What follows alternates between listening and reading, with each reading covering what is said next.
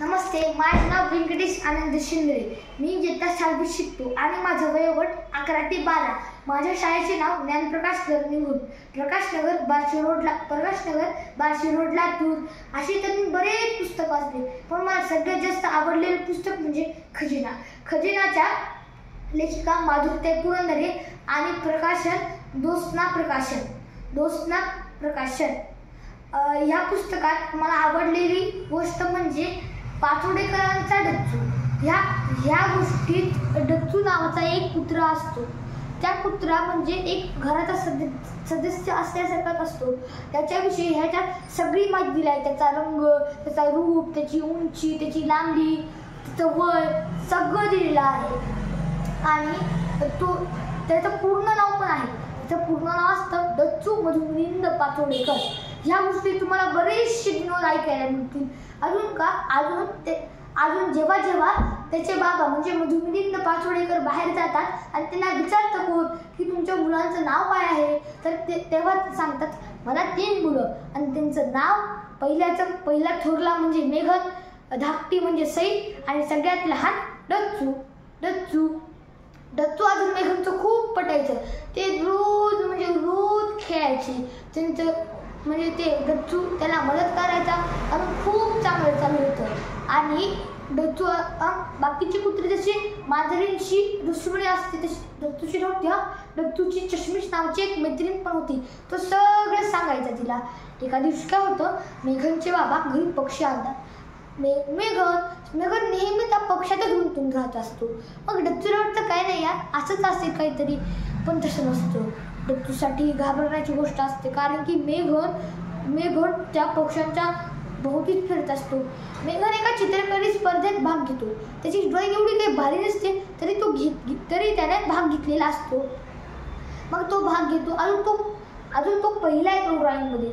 सगळ्यांना वाटतं खूप चांगलं झालं. ड्रॉइंगचं बक्षीस असं असतं की चित्र काढायची ड्रॉइंग असती. तुम्ही ज्या प्राण्याचं चित्र काढाल तो प्राणी तुम्हाला भेटेल. मेघननं काढलेलं असतं मुळाचं चित्र, पण आधी आपण सांगितलेलं आहे की मेघनचं चित्र किती म्हणजे थोडंसं, म्हणून येतं कोण, हंस.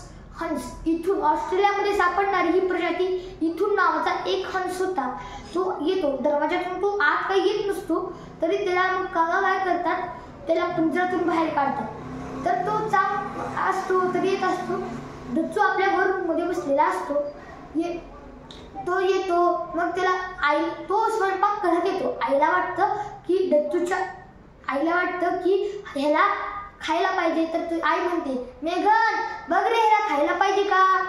तर आई म्हणते, तो जातो ह्याच्यात. मेघन म्हणतो अरे काय करायलास तू इथं. तर हंस काय करतो, पूर्ण स्वयंपाक घरात अफरातफरी माजवतो. सगळं पिठाचं सगळं उद्ध्वस्त करतो. फळीवरचे लोणचे बरण्या, मिठाचं तिखट सगळं उद्ध्वस्त करतो.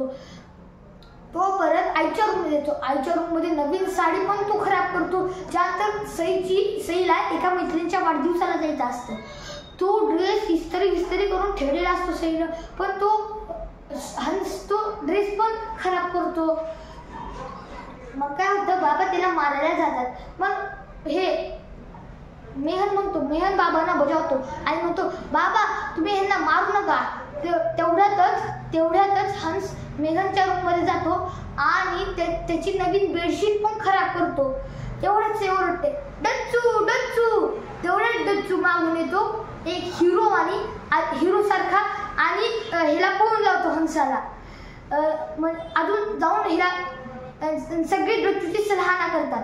पण मध्ये काय झालेलं असतं, हंस जे असतो ना तो काय करतो, ह्याच्या पक्ष्यांना पण हे करतो जाता पक्ष्यांना तो ऊन लावतो. तर ह्याला मेहनला खूप राग येतो आणि तो पण म्हणतो डच्चू तू मार ह्याला. तर डच्चू जातो, अजून त्याला पंजे असं दाखवतो, अजून तो पळून जातो हंस. आणि ह्या गोष्टीचा अजून तो जाऊन सांगतो चष्मिशला की बघ आज एवढं बहादुरीचं काम केलं, सगळ्यांना माझ्यावर गर्व आहे. अजून त्याला खूप चांगलं वाटतं. धन्यवाद. ह्या पुस्तकाची किंमत आहे